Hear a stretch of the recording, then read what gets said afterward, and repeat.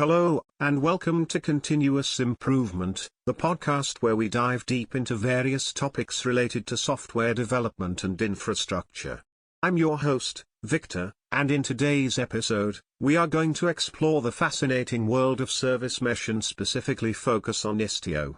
So, whether you're a software developer or just curious about how networks in the cloud work, this episode is for you. Intro music fades out. As a software developer, I sometimes find infrastructure networking quite confusing. But fear not, because today we'll be unraveling the mysteries of service mesh and shedding light on Istio. So, what exactly is a service mesh? Well, to put it simply, a service mesh is a dedicated infrastructure layer responsible for handling service-to-service communication. It ensures reliable delivery of requests through the complex topology of services in a cloud-native application. In practice, a service mesh is usually implemented as a collection of lightweight network proxies deployed alongside the application code. The beauty of it is that the application doesn't even need to be aware of these proxies. Contrary to its name, a service mesh is not a mesh of services, but rather a mesh of proxies that abstract away the network layer.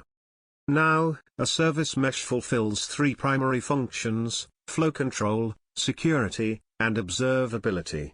The control plane manages the flow of configuration data from a central unit to the proxies that make up the mesh.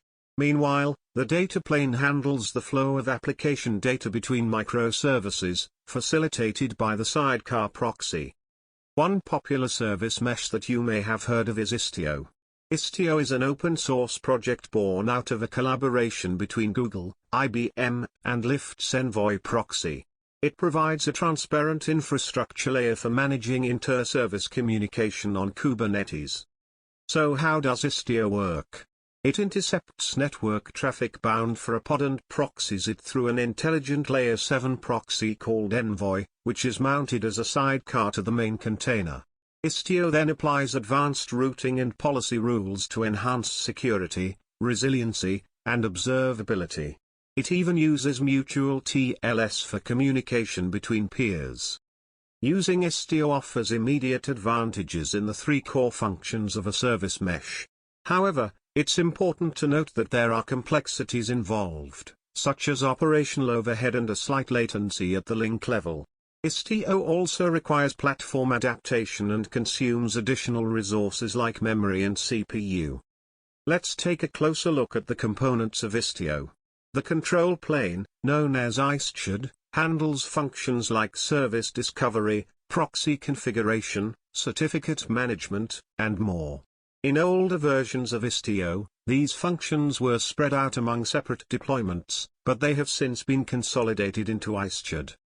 The data plane of Istio consists of Envoy proxy instances that communicate with the Istio control plane. Once configured and synchronized, these proxies manage all inbound and outbound network traffic to pods by applying advanced Layer 7 routing and policy rules.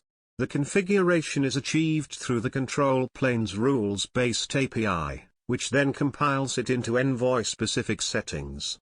To be entirely transparent to application developers, Istio reroutes all traffic to Envoy by manipulating the IP tables of all pods in the service mesh.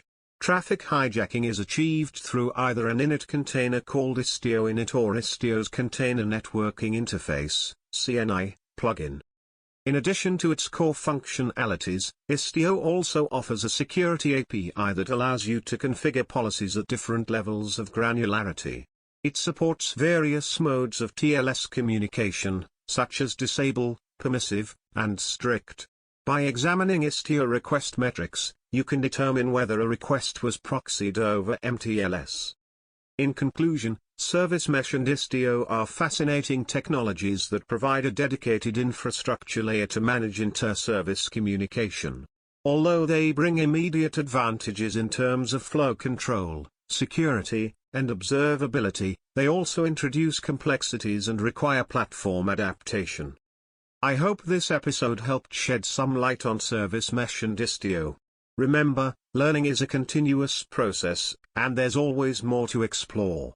Thank you for tuning in to Continuous Improvement.